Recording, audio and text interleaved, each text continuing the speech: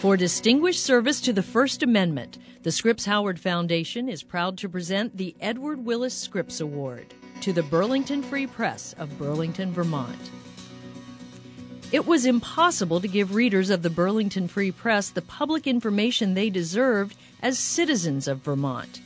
With more than 260 exemptions on the books, officials at every level of governance could shield themselves from accountability, and legislation could be approved with little more than a secret handshake. Recognizing that court challenges would have been costly and futile, the Free Press began a crusade in 2008 to open government and educate citizens of their First Amendment rights. Over the next 3 years, executive editor Michael Townsend and editorial page editor Aki Soga wrote more than 100 editorials encouraging reforms. And the small newspaper's staff of just 37 journalists persistently hounded officials for answers, accountability, and access. As a result of this persistence, open records became the #1 issue in the gubernatorial campaign. The public responded on Election Day, and now, from City Hall to the state capitol, newly elected officials are proposing laws that require more openness. As for those 260 exemptions, they're being reviewed and whittled down. Without this paper coming back to that topic again and again and again and illustrating in a variety of ways its importance, I'm not sure that would have happened. There is value under the First Amendment to a free press, of being a watchdog, a conduit for information, a representative, a tribune, if you will, to speak on behalf of people. So it's very important to recognize the best work of that every year, because it really is journalism that makes a difference. In the state Norman Rockwell chose for his iconic town meeting day portrait of democracy, art is finally beginning to depict reality. Presenting the Foundation's Edward Willis Scripps Award and $10,000 to Michael Townsend of the Burlington Free Press is Adam Simpson, a Foundation trustee and Vice President for Interactive for Television at the E.W. Scripps Company.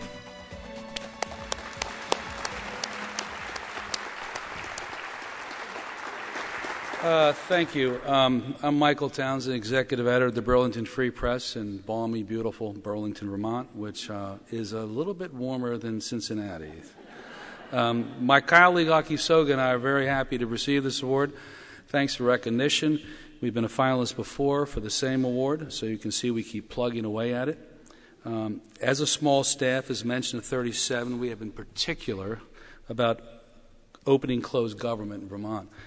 But it is editorial page editor Aki Soga who has defined our First Amendment mission more so than anyone else on our staff. This award was made in large part because of a body of work of 20 editorials Aki wrote in 2010 on secrecy in government. This was out of 30 editorials for the entire year in 2010. Aki is a creature of habit. 2009, Aki wrote the same number of editorials, 30. I counted. 2008, Aki wrote the same number, 30. Our government officials in Vermont also are creatures of habit. They tend to think they manage a private cabana club.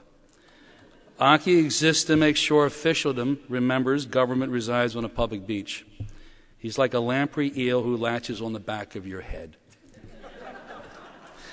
This year, Aki has finally broken his stride. Since January, we have produced 20 editorials on a topic in 4 months. And that's as many as was in this award. Aki smells success. For the first time in a decade, reforms to open government are moving through the legislature rather than bills to close government. Aki should receive the biggest share of the applause for making this happen. People on the staff asked me, what will Aki do if all these reforms go through? I replied, oh, most certainly, he will keep writing. Government has left us an eternal legacy. Vermont has 260 exemptions on the books that give bureaucrats a legal reason to close the doors of government or deny access to information. The next step in Mission Improbable is to get those exemptions down to a level of sanity.